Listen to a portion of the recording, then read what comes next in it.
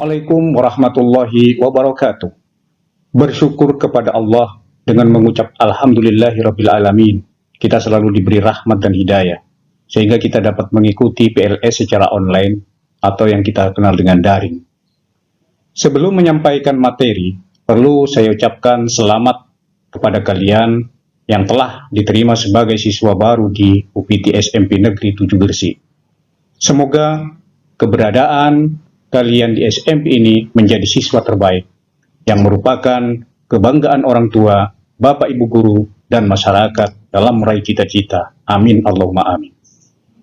Perkenalkanlah bahwa yang berbicara pada saat ini adalah Bapak Samsu, SPD, sebagai guru matematika di UPT SMP Negeri 7 Gresik. Pada kesempatan ini, kami akan menyampaikan materi kurikulum 2013 dan cara belajar dalam situasi pandemi. Menurut Undang-Undang Nomor 20 Tahun 2003 tentang Sistem Pendidikan Nasional Pasal 1 Bustir 19, bahwa yang dimaksud kurikulum adalah seperangkat rencana dan pengaturan mengenai tujuan, isi dan bahan pelajaran, serta cara yang digunakan sebagai pedoman penyelenggaraan kegiatan pembelajaran untuk mencapai tujuan pendidikan tertentu. Sedangkan kurikulum 2013 itu sendiri adalah kurikulum yang terpadu.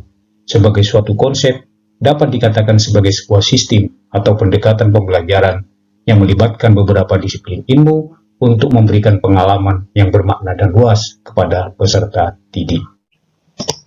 Kurikulum 2013 mempunyai 4 kompetensi inti, atau yang disingkat dengan KI, yang berisi tujuan dari proses pembelajaran.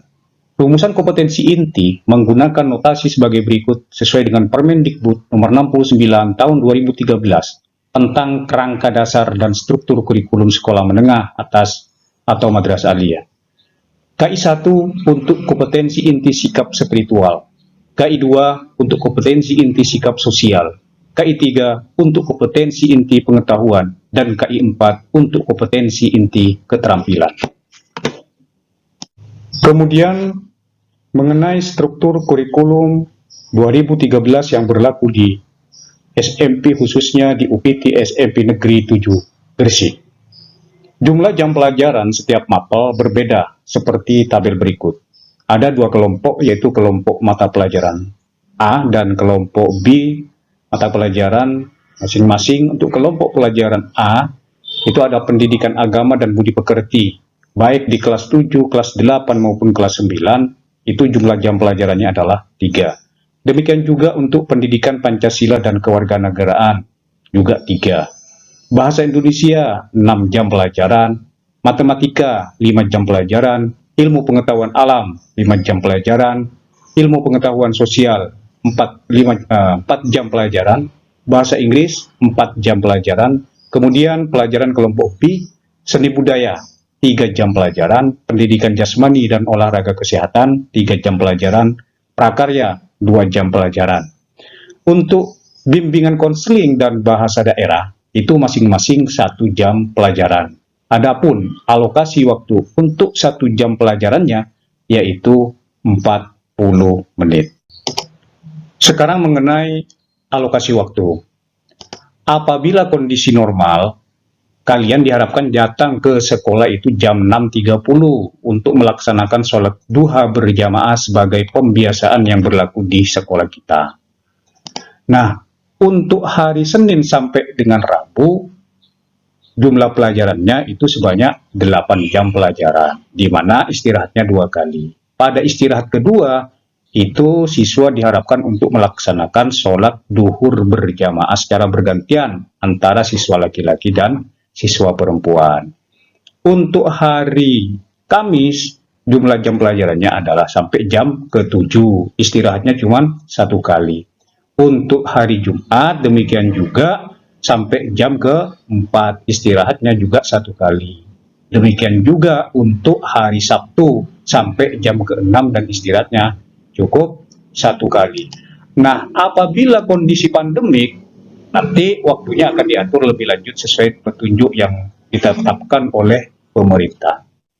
Apabila pandemik, virus corona belum selesai dan sekolah diperbolehkan melaksanakan tatap muka, maka harus memperhatikan protokoler kesehatan yang telah ditetapkan oleh pemerintah. Siswa dites suhu atau yang menggunakan alat yang namanya termogan. Kemudian harus tersedia tempat cuci tangan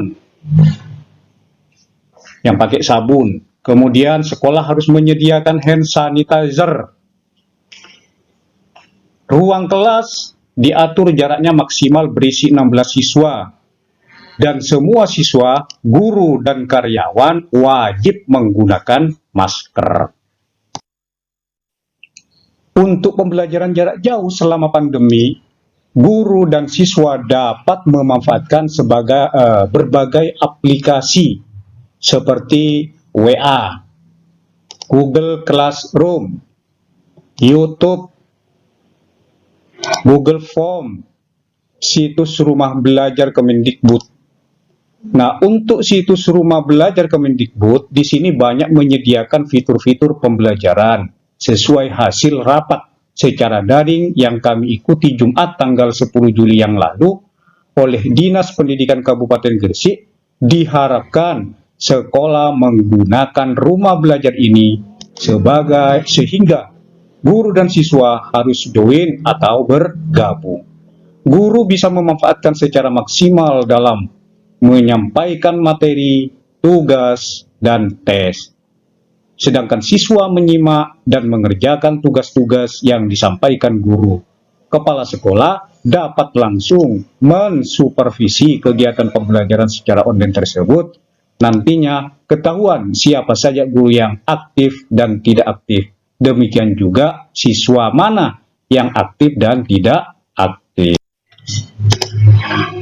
Yang perlu diketahui di dalam penilaian kurikulum 2013 itu sebagaimana yang disampaikan pada slide di atas tadi, itu terbagi 3.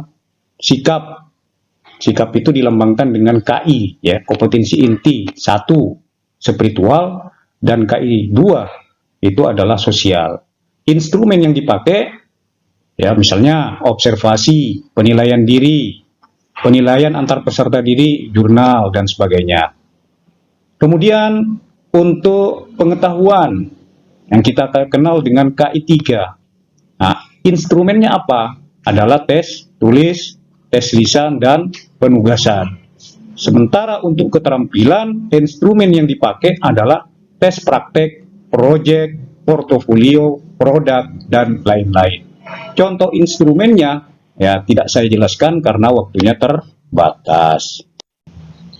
Kali ini kami akan memberikan contoh penilaian pengetahuan dalam 1 semester. Anak-anakku yang saya banggakan, umpamanya saya di sini akan mengajar matematika. Matematika itu ada sebanyak 8 kadi, katakan 8 kadi. Berarti ini kan pengetahuan, berarti 3.1, 3.2 sampai 3.8, ya. Di dalam kadi 3.1, kadi 3.2 saya sudah melaksanakan pembelajaran, kemudian sudah memberikan tugas dan memberikan tes. Maka nanti di sini kita akan memperoleh PH1. PH itu apa? Penilaian harian 1. Ya. Kadi 3.3, maka akan diperoleh nanti penilaian harian 2. Kadi 3.4, kadi 3.5. Nah, di sini nanti akan diadakan penilaian harian 3. Jadi penilaian harian ini memuat apakah itu tugas, tes, atau ulangan harian. Kemudian pada 1 semester, tengah semesternya, ya katakan ini sudah berjalan sekitar 3 bulan, maka sekolah itu akan melaksanakan PTS. PTS itu apa? Penilaian tengah semester. Kemudian lanjut, untuk tadi 3.6, kami juga ya melaksanakan penilaian harian 4, KD 3.6, 3.7 ya, penilaian harian 5, 3.8, penilaian harian 6, kemudian di akhir itu nanti mencakup antara tadi 3.1 sampai 3.8, maka dilakukan penilaian akhir semester. Nah, kemudian nanti bagaimana mengenai nilai di rapot? Nilai di rapot itu menggunakan rasio 2:1:1. Artinya apa? 2 kali rata-rata penilaian harian ditambah dengan 1 kali penilaian tengah semester, ditambah dengan 1 kali penilaian akhir semester, kemudian dibagi 4. Itulah nanti nilai rapot yang kalian peroleh dalam 1 semester. Sekarang contoh penilaian keterampilan. Ya, dari KD 1 sampai KD 6 ya. Oh, kalau tadi pengetahuannya KD 1 sampai KD 8 berarti keterampilannya juga 4.1 sampai 4.8. Di sini saya mau menggunakan beberapa instrumen, ada yang produk, ada yang praktek, ada yang portofolio. Nah, untuk jelasnya kita lihat tabel hasil penilaian yang telah dilakukan pada KD 1 sampai KD 4.8 ini. 4.1 prakteknya 92. Kemudian 4.2 melakukan praktik 2 kali 66 dan 75. Nilai yang kita ambil nanti adalah nilai yang tertinggi. Sampai terakhir 4.8 katakan nilainya 85. Nah, nanti nilai akhirnya itu bagaimana? Itu semuanya dijumlahkan dan dirata-rata sejumlah tadi yang diberikan. Rata-rata inilah nanti yang akan masuk kepada nilai keterampilan. Nah, untuk masuk ke dalam rapot, kita sudah tidak menggunakan manual lagi, tetapi menggunakan e-rapot. Di situ nanti deskripsi maupun predikat di dalam rapot itu sudah otomatis akan muncul sendiri sesuai dengan bunyi permen yang sudah ditetapkan oleh pemerintah. Berikut yang tidak kalah pentingnya dan harus juga diketahui oleh kalian mengenai kriteria kenaikan kelas dan kriteria kelulusan dari satuan pendidikan. Ini penting supaya kalian itu mempersiapkan diri, ya. Kriteria kenaikan kelas. Kenaikan kelas peserta didik ditetapkan melalui rapat Dewan Guru dengan mempertimbangkan berbagai aspek yang telah disepakati oleh seluruh warga satuan pendidikan, seperti minimal kehadiran, ketaatan pada tata tertib, dan peraturan lainnya yang berlaku di satuan pendidikan tersebut. Peserta didik SMP dinyatakan naik kelas apabila memenuhi syarat 1. Menyelesaikan seluruh program pembelajaran dalam 2 semester pada tahun pelajaran yang diikuti. Jadi semester 1 dan semester 2-nya itu harus ikut semuanya. Yang kedua, deskripsi sikap baik sesuai dengan kriteria ditetapkan oleh satuan pendidikan. Baik itu sikap spiritual maupun sikap sosial. Kemudian nilai ekstrakurikuler pendidikan kepramukaan minimal baik sesuai dengan kriteria yang ditetapkan oleh satuan pendidikan. Kalau nilainya C, Pak, berarti tidak naik. Yang keempat, tidak memiliki lebih dari 2. Kalau 2 saja berarti tetap bisa naik, ya. Tidak memiliki lebih dari 2 mata pelajaran yang masing-masing nilai kompetensi pengetahuan dan atau kompetensi keterampilan di bawah KKM atau belum. Dan yang kelima, kriteria lain yang dipandang perlu oleh satuan pendidikan. Selanjutnya, saya di sini akan menjelaskan mengenai apa yang dimaksud dengan KKM. Pengertian KKM. KKM itu disingkat kriteria ketuntasan minimal. Itu adalah kriteria ketuntasan belajar atau KKB yang ditentukan oleh satuan pendidikan. Jadi sebelum pembelajaran itu, sekolah itu sudah menetapkan standarisasi ya setiap mata pelajaran yang kita sebut dengan KKM. KKM pada akhir jenjang satuan pendidikan untuk kelompok mata pelajaran merupakan nilai batas ambang kompetensi. Model KKM itu ada 2 macam.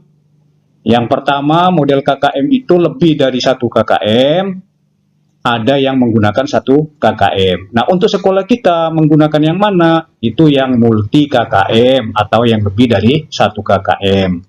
Masing-masing KKM untuk semua pelajaran yang ada 11 itu 75 kecuali 2 pelajaran, yaitu PAI Pendidikan Agama Islam itu KKM-nya 78, kemudian bahasa daerah KKM-nya 77.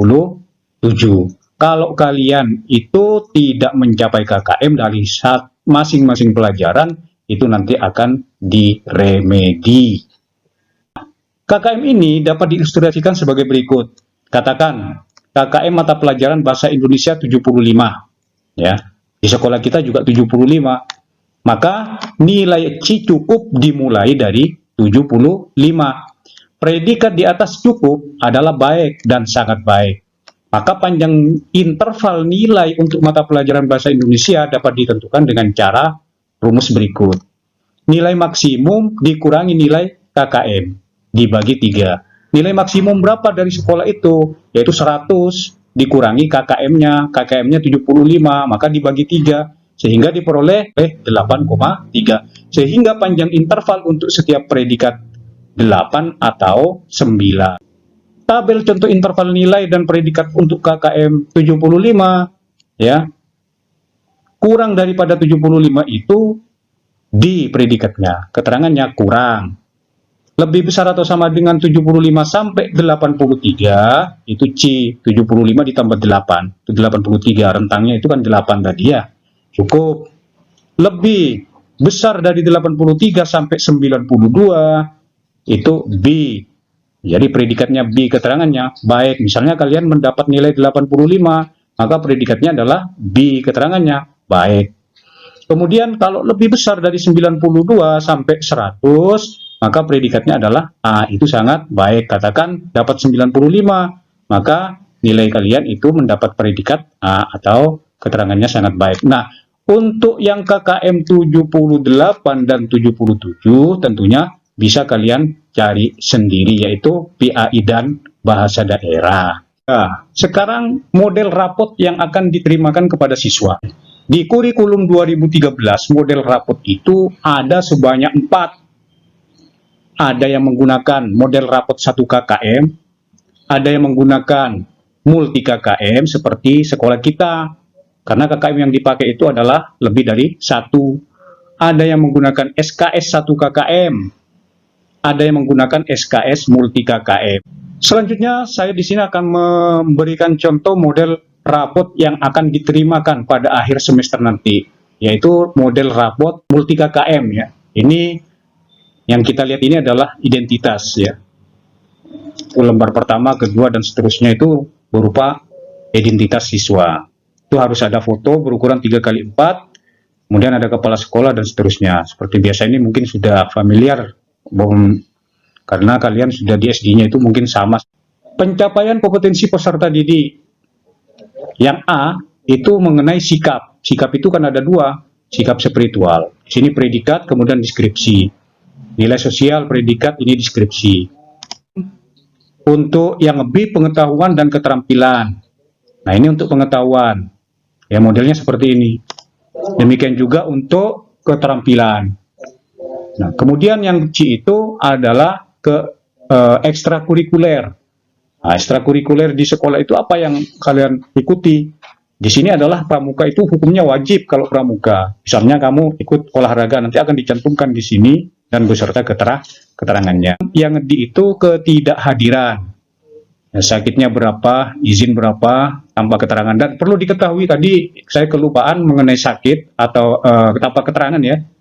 Kalau dalam satu semester kalian itu nanti absennya itu lebih dari 18, itu merupakan salah satu syarat tidak naik kelas. Jadi jangan sampai dalam satu semesternya kalian itu absen tanpa keterangan lebih dari 18.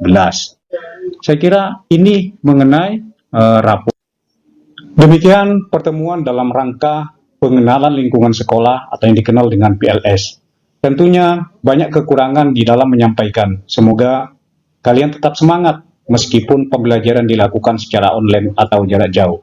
Wassalamualaikum warahmatullahi wabarakatuh. Hidup UPT SMP Negeri 7 Gresik. Terima kasih.